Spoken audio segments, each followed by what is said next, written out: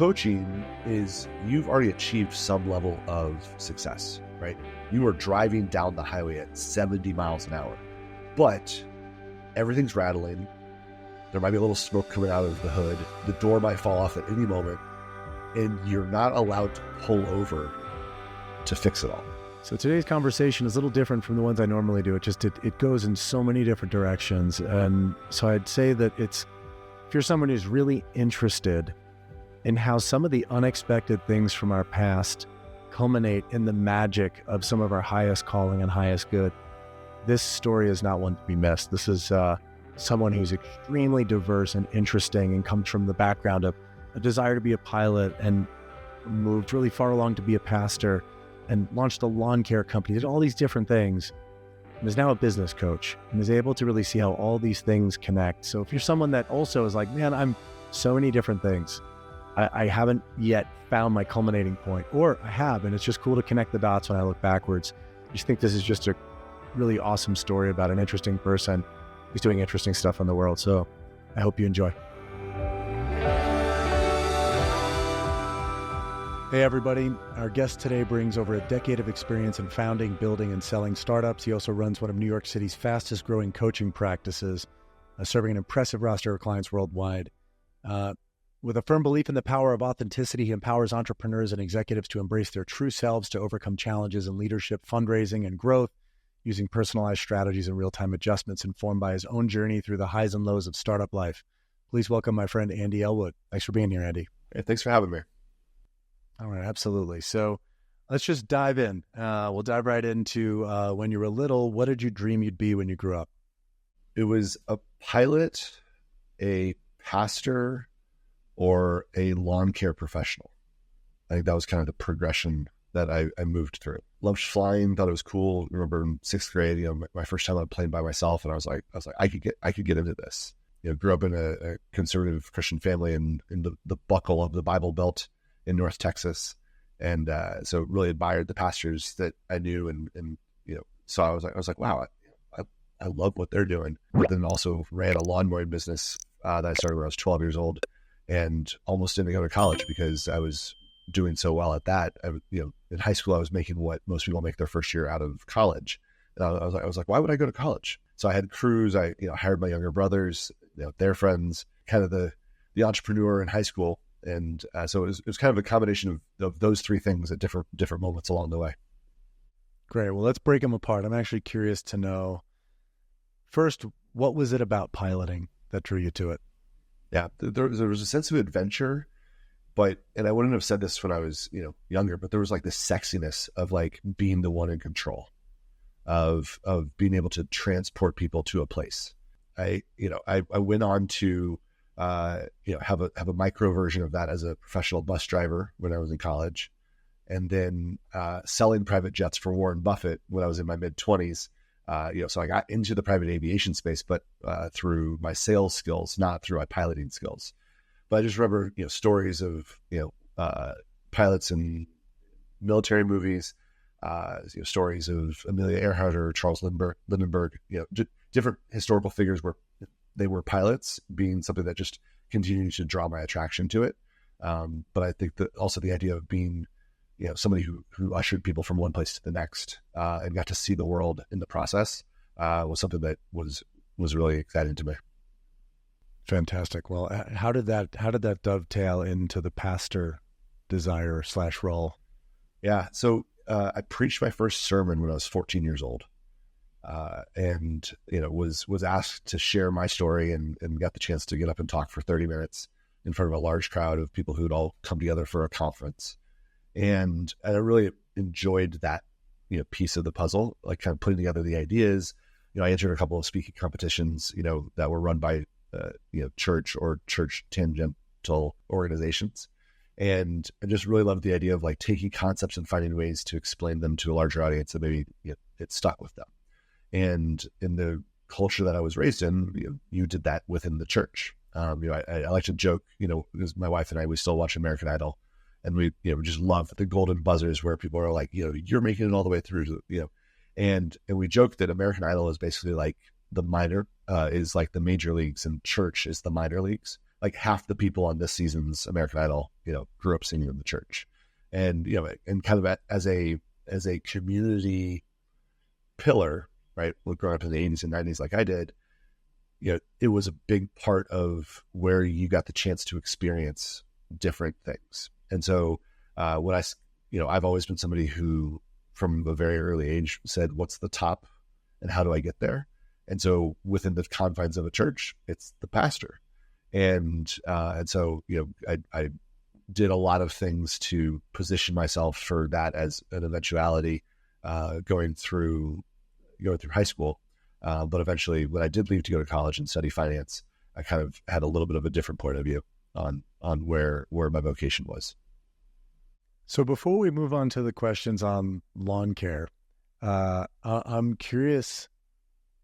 Again, I grew up Catholic, and my simple mind would just say, "Oh, the way to get to the top of the church is to be the most religious person or the most spiritual person." What was the game? My younger brother, he's 5 years younger than I. We used to the most frequent reason that we would get in disagreements and fights growing up was over who got to read the rules first when we opened a new board game, because the rules tell you how to cheat, and they tell you if you go too far, it's illegal. But they also kind of tell you, like, this is the area where advantage can be gained. And so by knowing the rules really, really well, you know how to not go across the line, but to dance right up to it.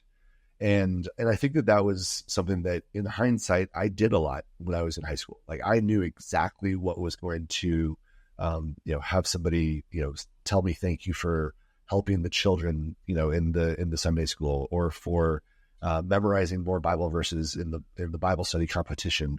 In organization I was a part of all the way through high school, all the way through graduation, it was basically like the Boy Scouts, but with Bible verses, and it had both a physical and a Bible memorization competition that had regional and national events. And I there's no context for this for most people, but I was the Bible quizzing champion of Texas 3 out of 4 years in high school. I beat all the other Bible nerds from around the state, and I went to nationals twice. I didn't win nationals, but made it to the finals. And so it's that skill has actually been really interesting, because I now have the ability to memorize things very quickly, whether it's a script or a speech, or if I hear somebody say something, I can recite it almost verbatim from an auditory place, because I memorized something like 1,500 Bible verses between elementary school and high school, and you did not get credit for memorizing them unless you quoted them verbatim,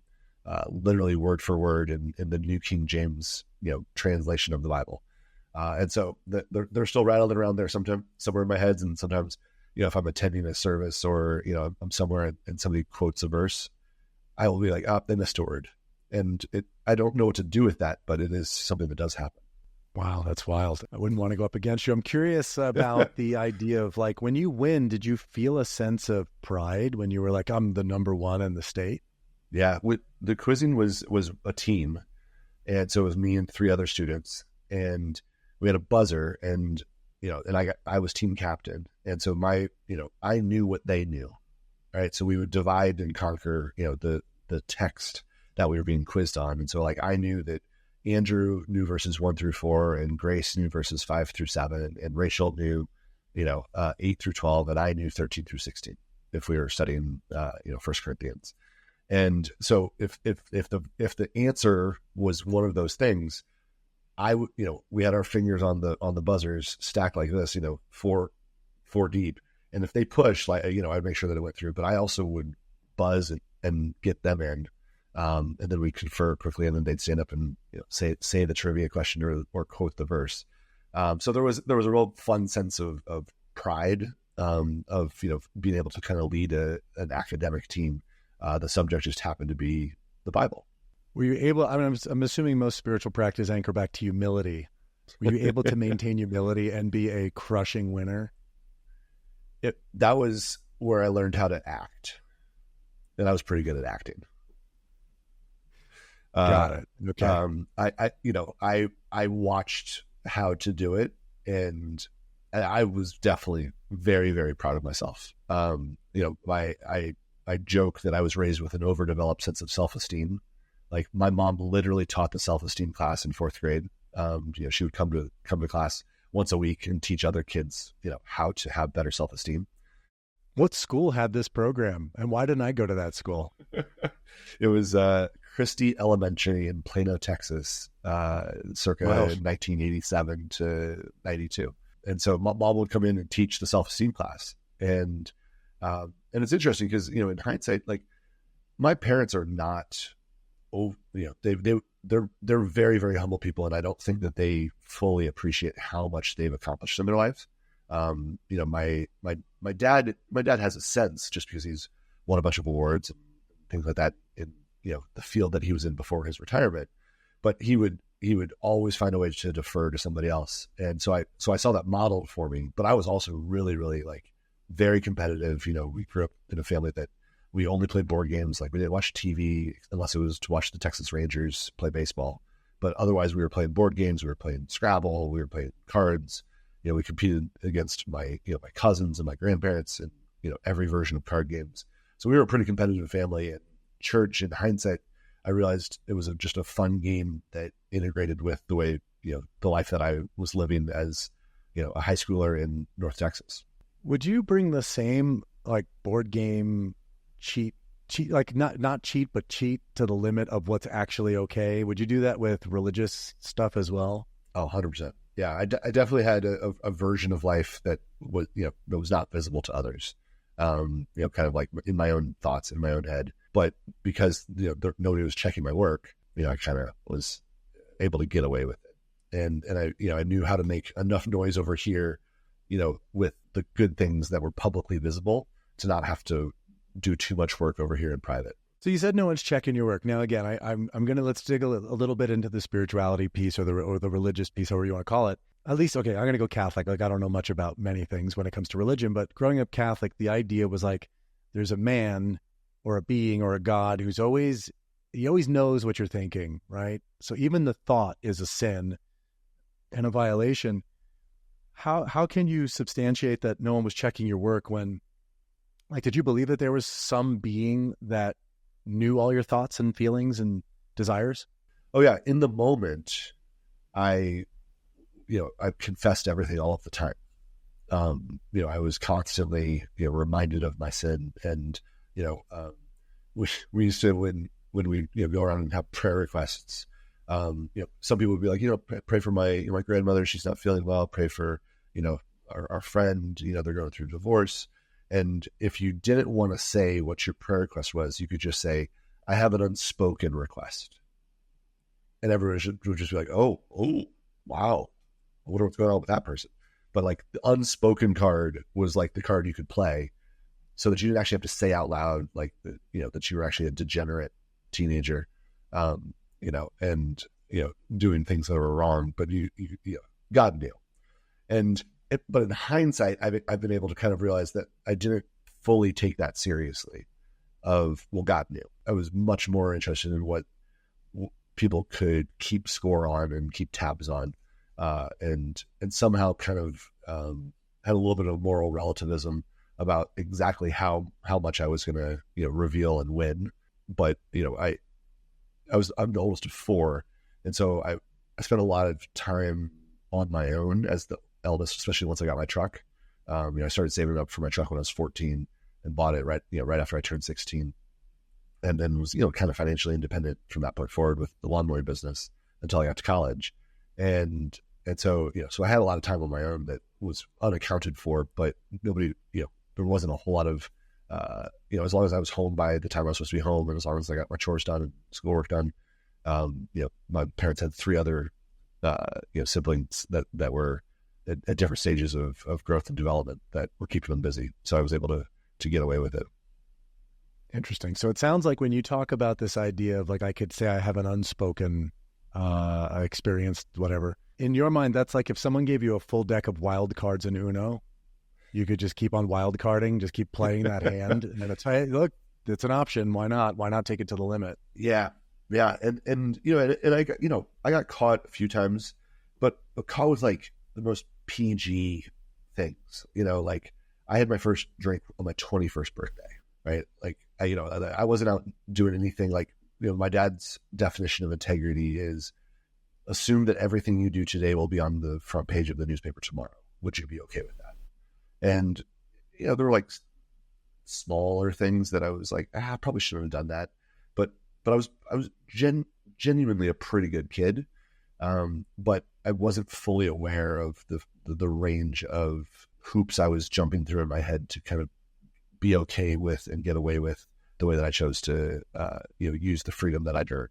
Well, let's shift gears to the lawn care. I mean, again, already this is quite interesting. We're 2 pathways in, and tell me about lawn care. How'd you end up there? My parents growing up, my dad, my mom stayed home with us and my dad worked his job, and I'd always loved making money. Like in my lemonade stand, like I would sit outside for 8 hours at a time, just hope. And like we weren't even on a block that like had a lot of traffic, but I just would be like, that car's coming down the street, I bet they're going to stop, and I still have my lemonade stand sign. My parents found it when they were cleaning out the house. And it's in my office, and 10 cents, Plano, Texas, lemonade that was hand painted. And so I started there, and I was like, wow, this is much better than my $1 a week allowance that I get for doing all the chores. And then my next door neighbor, a guy named Mike Sadler, he gave me a hammer for helping him, carry lumber to build his fence. It's the hammer I still have today. It's like one of my favorite hammers. That's just weighted perfectly. I know exactly how hard to swing it. But he's like, hey, we're going out of town. Could you mow my lawn? Because he'd seen me mowing, the lawn with my dad. And I was like, sure. He goes, I'll pay you $10. And I was like, $10? That's so much better than 10 cents per lemonade cup, and there's an end to it. And so, I was a tall kid. So at I think it was about 10, I started mowing just, my lawn. And it was kind of, I saw my parents, I saw my dad do it. And I was like, oh, that's cool. That's something that like men do. And so started, mowing Mike's lawn. And then when I was 12, I asked my dad, can I walk around the neighborhood and see if anybody else, wants to have their lawn mowed? And he's like, sure. So ended up getting like 5 or 6 people, on my street that said yes. I was like, well, this is pretty cool. So then I started stacking them all. So I do 3 on Thursday and 3 on Friday. And then I was like, well, there's 5 other days of the week. Like, how many more people can I get? So I started, making a couple $100 a week. And I was like, this is great. And then I started buying better equipment and, upgrading, the services that I could bring. And so I was doing that from like 12, to 14, just kind of casually. And then I started, printing flyers, and like every spring I would go out and be like, hi, my name's Andy. I run Reliable Lawn Care, and I'd like to mow your yard for the summer. It's going to get really warm this summer, and I'm sure, it's not something that you're interested in doing. If you leave a $20 bill under your doormat, I'll mow your lawn every week. And they're like, great, I don't want to do it. And so I got pretty good at like the sales pitch. I got really good at canvassing the neighborhood. I would actually like go through on a map and cross off who I'd talked to, who I hadn't, who, wasn't home, especially yards that, really needed to be mowed. I was like, these people don't want to do this. So I got to the point where I was, had my younger brother working for me, a couple of his friends, if they needed. And I think I made like $33,000 my junior year in high school, mowing lawns, doing landscaping. And then in the winter, I'd put up people's Christmas trees and rake their leaves, and it was a fun way to keep score, and it gave me the flexibility and the freedom to get out and drive around town and, and have something that I was really proud of building. So what I'm taking from the 3 things you said is like, I heard high esteem, right? There's some high esteem, there's rule pushing, and you were really good about maintaining a high integrity exterior.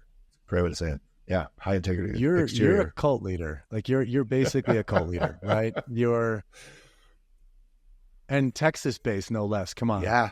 There's been some cults down there, but for sure. How did you God, that's so interesting, because it's like to take that, and then you could do real damage with that, right? Like if you're the person that really is going to say, I'm going to push to the edge of the rules all the time. Did you ever go into a dangerous place? Did you ever go to a place where it's like, this guy's actually a threat versus like, no, I'm really doing the right thing? Like how did you maintain that? What was your North Star? Yeah, that's a great question. And my parents, more than anything, always respect, always have cared for, for what they, raised me to be, and was always really grateful that even now we disagree about things, but they gave me a foundation from which they gave me a mile marker that I could say, hey, I'm going further away from it. But it wasn't just this big open amorphous, hey, any of this could work. It was, no, this is what we believe. And I went out and figured out that there were parts of that I was able to carry with me and continue to inform my worldview. And there were parts that I just was like, yeah, I don't actually believe that anymore. Like, that's what you believed in. I'm grateful, in hindsight, I'm grateful that they gave me the place to jump from. But there are a lot of things that we don't agree on. But I think always honoring my parents, is something that it has been a consistent piece for me. Back to the Bible quizzing, right? In the book of Ephesians, it says, children, obey your parents in the Lord, for this is right. And then the next verse says, adults, honor your father and mother, that you may live long in the land. Children are to obey, adults are to honor. And I think that distinction, once I moved on from the obey part of my life, I've always been striving to honor my parents. And, at a certain point, they just kind of checked out on exactly what I was doing. They're like he builds companies and he's an entrepreneur, I think. Because, I was doing things that just were not anywhere in their consideration set of things that they would do. My dad worked for the same company for 40 years, right? The first job he got out of college is the job he retired from. He got, promoted obviously within the company, but, that was the same company for all 40 years. I have had 40 jobs, or at least I've been associated with 40 different companies, over my career, and I'm a third of the way through it. So, we're very different in that way. But figured out that I was good at selling was one of the big aha moments. And, growing up, it was it was kind of that competitive thing that you mentioned. But later I figured out that sales is a way that you keep score professionally, right? There is a bar that you can try and hit, and then all of the good stuff is on the other side of it. All the incentives are once you win, what they expected of you. If you overachieve, that's where the fun stuff happens. And so, that was kind of what the transition was for me. And always finding a way to keep score has been, was an important part of my early career, and has been a challenge in the more recent years, where it's not as black and white of like you hit your quota. It's no, you did good work today, and you need to be okay with the work that you did today.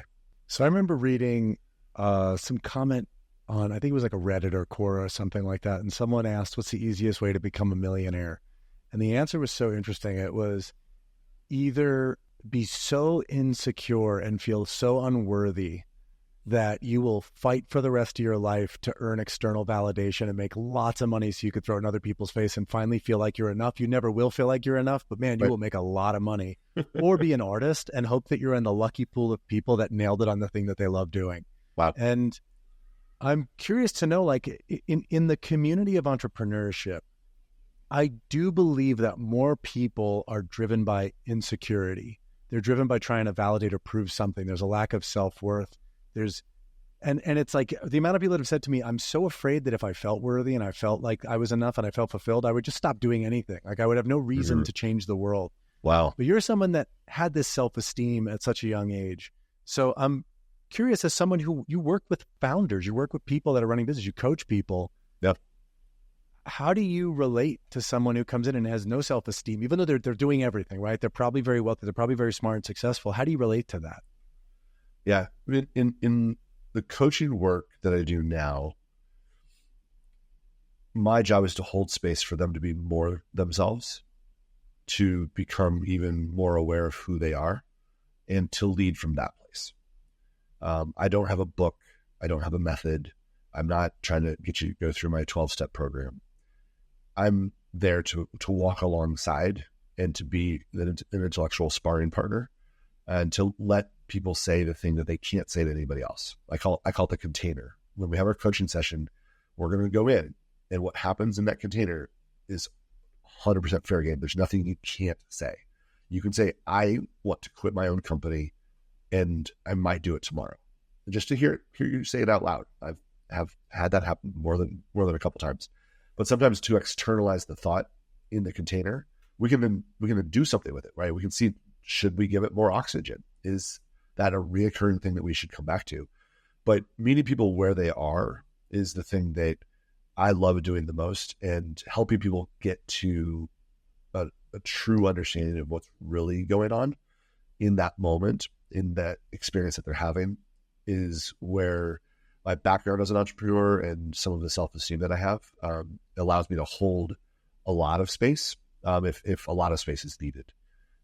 Because I know that what's happening in that moment is in service of them, is in service of the people that they're leading, is in service of the mission that they set out to fulfill.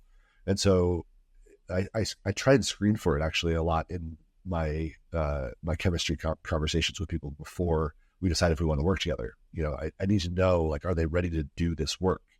You know, therapy is, you know, something that I encourage everybody to do. But therapy is kind of like you have a boot on your car, right? You're not moving like until you address that thing, right? You can sit in the car, you can pretend like you're driving, but like the boot's not, if the boot doesn't come off, like you're really not going to get anywhere. Coaching is, you've already achieved some level of success, right? You are driving down the highway at 70 miles an hour, but everything's rattling. There might be a little smoke coming out of the hood. The door might fall off at any moment, and you're not allowed to pull over to fix it all. You have to maintain your speed, if not increase your speed, while finding ways to stabilize everything that's happening. And that's the work that I love doing. That's the work that I love, is when somebody realizes, wow, we just got to 80 miles an hour and it's a little bit quieter than it was at 70 miles an hour. Wow, we're pushing 85. Like, this is starting to hum. Like, we're actually able to like hear each other talk in the car, right? That's what I really love about executive coaching, and being able to work with people who have, you know, they're not trying to learn how to do something. Like, they have found success at something, but now they're trying to find a way to enjoy that success. They're trying to find a way to preserve that success. They're trying to find a way to replicate that success in their teams and in the habits and patterns that they build going forward. So I suspect that someone like you has high self-esteem, actually does enjoy the work you do. Like, truly, do you experience joy? Do you experience pleasure in your body when you're doing the things that you do? I do. Absolutely. Well, first of all, damn you. Because I think so many people that work really hard are trying to mitigate pain, like reduce suffering, reduce that like, if everything just stopped, there'd be this sense of like, I don't really feel good, and I feel like I don't know where I am or who I am or what I'm doing. So like, at least if I do something, I could move closer to the idea of the fantasy that I'll finally be able to do it. But if you're already starting from there and then getting to go out and build, that sounds amazing. And like, what advice, if you do see that someone you're working with, or, you know, just generally, if you care about someone and you're like, wow, their number one thing that they're suffering from is a lack of self-esteem. Like, they don't have the confidence in self to do the big moves. Sure. How would you teach someone? And would you take some stuff that your mom had taught you and kind of repackage that in some way? Yeah. You know, I was having a conversation recently with a client who said, I just feel like I'm snowballing. I said, okay, let's just use that as an analogy to play with. How does a snowball form? Small thing at the top of some incline that rolls down and gathers speed and amasses more and more things to it as it happens. The thing that causes that is the steepness of the incline, right? How fast it snowballs is the steepness of the incline.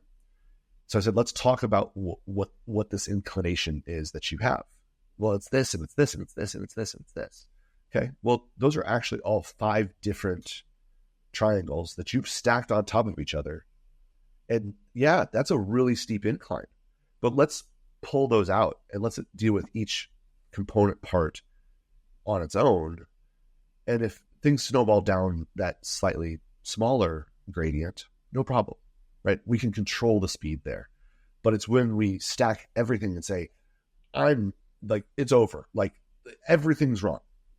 That's really where people just get in their head, and they can't even begin to find a path to move forward because they've stacked everything and they're addressing it as, this is the problem. But if we really say, hey, you know what? Today, the only thing that we can control is making sure that we don't overdraft the bank account while we're waiting for the investor's check to come in. What can we do to pause payments, to delay payments, to call vendors and say we're behind? Just that might be the thing. You've already closed the deal. Like the investment's on its way, but you're freaking out that you're going to lose all of your vendors because of you not being able to make their payments this month. Your job as a CEO is two things. One, don't run out of money. And two, make sure that nobody on your team is blocked. Right? If we can work on those two things, then those are two things that you can control. There's so many other things you don't control, but those are the two things you can. And so I try and break things down into like, where is this really coming from? And the self-esteem piece is always an underlying thing, but sometimes we got to dig before we're ready to actually do that work. We got to find the environmental things that are surrounding us that are causing us to not get there, because that's private work, right? That's work that that is affecting everybody else, but that can only be done by us. Getting your team aligned around the actions that they can take to be helpful around these other things that we've stacked on top of each other is a big piece that founders and leaders who have hero complexes, they're like, I don't need anyone's help. I'm going to do all of this. And a lot of times it's in giving up that, it's in that delegation. It's in that saying, we're just not going to address that until these other things are addressed. And we're going to let them know you're next, but you're not today. And sometimes that's a good place to jump off and a good place to start. Interesting. What kind of stuff did your mom teach around self-esteem? Like, I don't even know what a curriculum would be for self-esteem teaching. Yeah. Fourth grade, a little while ago. But the thing that my dad said literally every day before he left for work, like, we'd give dad a hug and then he'd head off to work. He would say, do your best and let God do the rest. That was his tagline. But we were expected to do our best. Right. And so finding little things that we could show as, incremental improvements, and whether it was the grades that we got or the artwork that we drew together or the way we played, any of the sports that we played, my dad was always encouraging us. He's like, all right, what was the best part about this? What do you see as, opportunities to do more? But also just knowing without a shadow of a doubt that I had parents that loved me is the greatest advantage I've ever been given in life. I've been given a lot of advantages. I'm very aware of that, right? I'm a tall, white, straight Christian male in America in 2024. Like, I've got a lot of advantages. But my parents loving me and like me never really ever questioning that is an unfair advantage that I am very grateful to have. So unfortunately that's hard to replicate, right? Like, that is like the love piece. It's beautiful. Like, when you think forward I imagine, like, would you go so far as to say that you've been able to create an experience of love for some of the people you've worked with, and saying like it's almost, when you're talking about like, I'm going to create a container, you can be anything you want. You can say anything you want. Yes. It's almost like a touch on unconditional love. Yeah. Yeah. And I think that's what I would say, the extrapolation, right? Right. I know that was an advantage that I had growing up. And so I know that's my responsibility to bring that into everything else that I do, right? I was given so much, so I need to be able to give so much. And, I try and do that in my marriage. I try and do that with my siblings. I try and do that with my friends. I try and do that with my community. That, like, how can I just be the guy that, like, makes somebody smile today, right? Not in a cheesy way, not in a manufactured way, but just to take a little bit of extra time to say, no, but really, how are you? Right. And sometimes, like, I forget whose quote it is, but, everyone's fighting the battle that you know nothing about. I really believe that that's true, right? Everybody has something going on that they're not telling you about. And, going back to my childhood, right? I had a bunch of unspokens, right? That I didn't tell anybody about, and nobody really ever asked me about them. And so I kind of dealt with them on my own. And in hindsight, I kind of realized what I was doing. But I think that we all have that thing that we're not ready to bring to the forefront of hey man, how are you? Oh, just doing my best. Right. But it's like, oh, hold on. Like, let's really break this down. What really is going on? What's keeping you busy right now? And like being able to ask that second or third question, right? Most people say no 3 times before they're ready to say yes. Right. If you walk into a men's clothing store, hey, can I help you find anything today? Nope, I'm good. You actually don't know where the pants are that you're looking for, but like your first reaction is no, I'm good. And then you walk around a little bit longer. They're like, are you sure there's nothing, I can help you find? Well, I'm just looking, but I'll let you know. Right. And then the third time you're like, actually, where are the shorts? Like, I see a lot of pants, but like it's usually that third time before somebody really understands that, like, that they're able to say that they need help. And growing up in sales, like, I always made people say no 3 times before I wrapped it up, right? Because yes is the best answer, no is the second best answer, and maybe is the worst. And so I always want to make sure that it wasn't a maybe. So if I could, first time I would just assume that they didn't understand the question that I was asking. The second time I'd ask for clarification about why they were not saying yes. And the third time, if they said no again, I would say, thank you so much for your time. I really appreciate it. And I would never try again. Because if they said no the third time, they meant it. But most people give up after the first no. Like, I get cold called all the time. People are like, hey, I want to talk to you about my service. I'm like, I'm good. They're like, okay, thank you so much for your time. I was like, whoa, stop. Why am I good? You didn't ask me why I'm good. I start, and so it's become maybe a little bit of a mischievous hobby, but like, I coach cold callers to be better, because I'm like, don't give. I mean, I'm a no, but like, you have no reason why I'm telling you no right now. And so it's been fun to be able to kind of like create that space, for anybody that I interact with. But curiosity, I think, would be my other answer, is just a curiosity of, what can this person teach me about the way that they're experiencing something, or the way that they have experienced it in the past? If we view everybody who we interact with as somebody who might teach us something that would be valuable and something we could learn if they were willing to share, giving people that permission, I think, is something that's really fun to do. Whether it's a cashier or your Uber driver, or just somebody that you happen to see in your day to day, everybody's got something that they know that you don't. And how cool to be able to hold space or create space for them to share that with you, and they feel better about themselves because they do. Brilliant. Well, I'm curious to draw it back now to the beginning, where we started with a pilot. And I hear a lot of kind of the connection between a pilot, a pastor, maybe even some of the stuff with the lawn care, but definitely to the coaching. There's a line there. There's something about taking people on a journey, right? Taking people, helping people, whether it's a new perspective or something like that. How do you see the connection between those things? Yeah, I hadn't thought about it really until you kind of brought that up about the connection. And the pilot was the one that I had to think a little bit more before I was able to like come to that answer.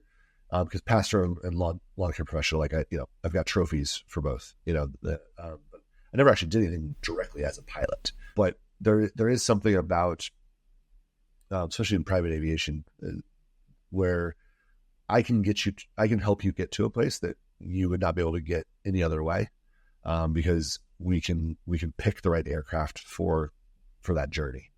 And so being able to work with people on the vision that they have for a future destination that they want to arrive at allows me as the pilot or coach to say, hey, you know what? Actually, you don't need a Gulfstream for that. Like, we're good with a Hawker. We're good with a Cessna. We're good with a King Air, right? That's what we need for this leg of the journey.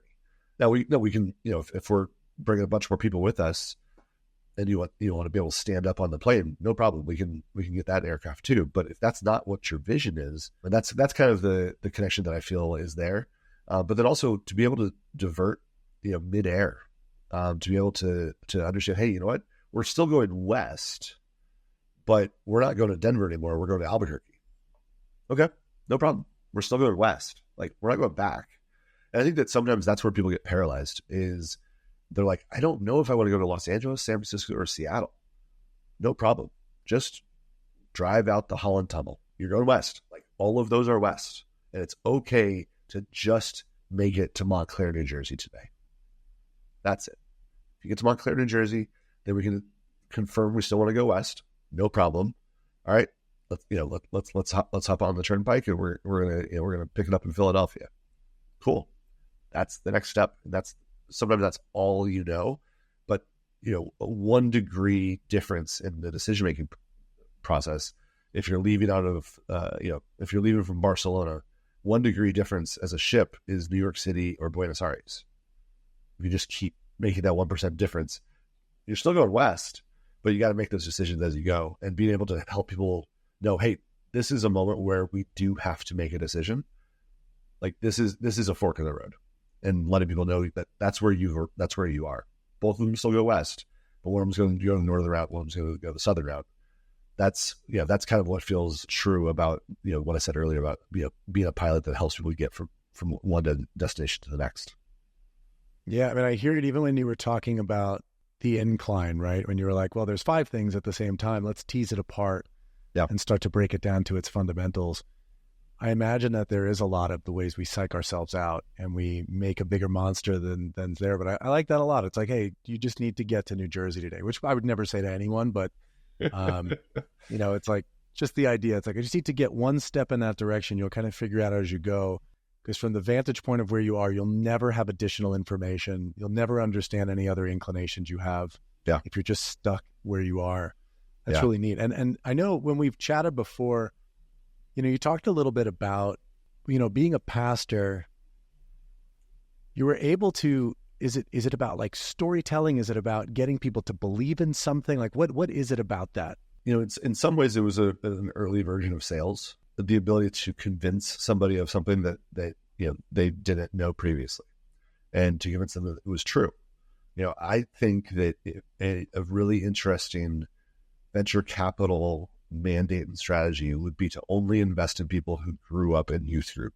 If you grew up and you were active in your church's youth group in the late 90s, early 2000s, you probably would make a really good startup founder, because you were good at building community, you were good at assessing and seeing opportunities, and also you believed in something that you couldn't see. And that's kind of what a startup founder does, right? It's like, I believe in something that nobody else can see yet, but I'm going to convince everybody that it's there. And so I think that that's, a really interesting piece of kind of looking back on it. But also the whole Bible is story after story of pretty broken people, with a lot of flaws that God was able to use in some way, shape, or form. And I think that's the encouraging part, that now as an adult with my, my own faith journey, figuring out exactly what did I believe and what do I believe, knowing that, there's only one person that's ever held up to have been, flawless, which is Jesus. Everybody else was pretty busted, but God found a way to use him anyway. And that's encouraging to me. That no matter what your faith is, that's encouraging to know that there's, that one of the major wisdom traditions, in the history of the world is about a bunch of flawed people that got things done. And so I think I've always found that to be pretty encouraging. Cool. As we bring it to my second to last question for you actually is, I guess, how important is faith in building a business? Faith is the evidence of things unseen, is one of the definitions that I think I can point back to. And that is what building a business is often. It's identifying the need, understanding the solution, and then having the hubris to believe that you're the one who should bring that solution to those people who have that pain. And there's a little, I've tried to convince, I've probably tried to convince more people not to start a company than I've convinced people to start a company, right? Like, you really shouldn't. Like, there are a lot better ways to make money than to launch a company. But if you get to the point where your experience and your relationship with a group of people experiencing pain, probably somebody that, something that you've experienced yourself, is so great that it drives you crazy. Like, that you can't believe that pain and that annoyance still exists in the world when a solution could be possible. That's when you should start a company. When it's driven you to the point of just like, this is insane that this doesn't exist. I'm insane enough to believe that I could be the one to make it exist based on everything that I know, based on, my background, my pattern, my conversations with people who experience that pain. And I think those are the people who, whether they have a huge financial outcome or not, if they got to be a part of bringing that solution to somebody else's pain, to somebody else's annoyance, to somebody else's inefficiencies, then that's a really fun person to work with, and they'll build a really fun team of people to work with, and that makes it all worth it. But I think it takes the faith that if I just put the next foot in front of the next, and ask a few more people, do you also believe that this pain is something that we could fix? you do that enough times, you start to see things emerge. But it's not, you don't get a strobe light or a big spotlight that says, here's the path, right? You get a flashlight that, like, you can see maybe the next 2 or 3 steps, and you kind of know you're going that direction. But like, it's not going to be, it's never going to be fully clear, even when it's working, right? Well, it's like, okay, well, it's working, but like, now what? And that's a whole, that is a fun set of problems. That is a privileged set of problems. But I think it all comes from maintaining faith that it's going to continue to play out the way that it needs to. Very cool. I'm gonna double back on that. But before we do that, the last question for you today is, again, you've achieved a lot. You've had incredible success. I mean, you started out successful. You were just born, sounds like, seemingly successful. You had all these amazing conditions. What is your dream beyond right now? The piece of the puzzle that I spent a lot of time writing about and journaling about is passing down, or maybe not passing down, but living up to what I've been given at what I would say is an early stage of life. I'm 42, right? I fully expect I'm going to live to be, 100 plus, with the world that we live in today and the way medicine works. And, it's also just my expectation. I want to be able to live to be as old as my great grandfather. And so I'm kind of designing my life, around the idea of, like, I just got started, that I've got another 40 or 50 years of building and growing and maturing, with my family, with the businesses, and thinking about what is the highest and best use of that time at this really pivotal moment. To me, a very pivotal moment in the history of the world. There's so many things that are changing, and there's so many things that feel so on edge right now, that dream beyond is to be eyes wide open to opportunities to serve and to help usher in something that's different than what is today. There's so many things that are good enough, but good enough is the enemy of progress. It's not enough pain for us to just throw it all out and say, we got to start over. It's good enough. Like, it's like not great, but it'll work. Yeah. And it takes a lot to change something that's good enough. The people that are in power right now, the people who life is working for right now, they have no incentive to make it be anything different.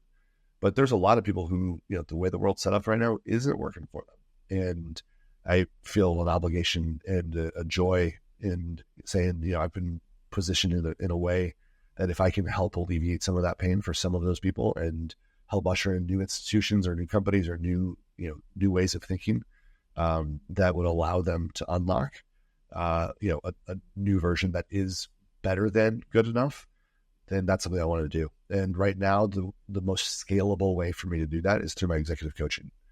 Every week, if I'm doing a good job with the clients that I have, there's a couple thousand employees who are led by the leaders I work with lead, right? So the trickle down effect is incredibly scalable work. And I hope to continue to be able to do that for a very long time. Awesome. Well, you could be my cult leader anytime. I'll follow you anywhere, man. And yeah, like a couple of things you said that really just, so much was fantastic. And the things that really are swirling in my head is, never really thought about it, but this, first of all, your definition of faith is the evidence of things unseen, but the faith plus hubris, I've never thought about that as a really necessary ingredient for someone to really be able to build it. And I get the sense, because of the way our nervous systems work and we can pick up on people's bullshit, when someone doesn't believe in what they're doing, we will not follow them. Nope. Right? You really need that hubris piece. You really need almost like a little delusion. Just enough. Yeah, just enough. And so it's so good. The idea of playing to the edge of the rules, but I specifically love that you talked about hey, before you play the game, take out the rules, read the rules, understand the rules. Before you even do anything, figure out where those edges are that you can exploit, because it's actually written right in the rules where those levers are. I completely agree with you. That's absolutely brilliant. And then, of course, the more beautiful side of things, bringing curiosity and love in the way that we show up for other people. Yeah. Right? Really just creating that. I love the container concept, really creating a container where it's hey, inside of this space, you can be you. You can safely be you. Yeah. And I'm here to just accept and hold that and be a witness with you. It even sounded a little bit like Jesus on the beach at one point where you said, I'm walking next to you. That's fantastic. You could carry me on the sand anytime. Sure. But yeah, there's something really powerful about all those things. And it's more than anything, man, you just have an interesting story, right? Like there's some people that have a very linear story. Pilot, pastor, lawn care. Wow. Like, how did we get here? Right. It's really cool to kind of see where that is. So just, thank you for sharing all that. And I have a lot more to think about, with that. Again, if anyone else was just totally wants to go deeper into this stuff, you could check out Andy's newsletter called Make Room. And it's just an awesome, curious community on the internet. And I do love your emails, man. You always send like really cool stuff. That comes out every Tuesday morning. And if you're interested in his coaching and facilitating offsites, you could check out Crux Point. We'll put all that stuff in the show notes. And Andy, just every time we interact, always a blast, always inspirational. And I appreciate you being here. Yeah. Thanks for the great questions. Really enjoyed the conversation. Awesome. Thank you.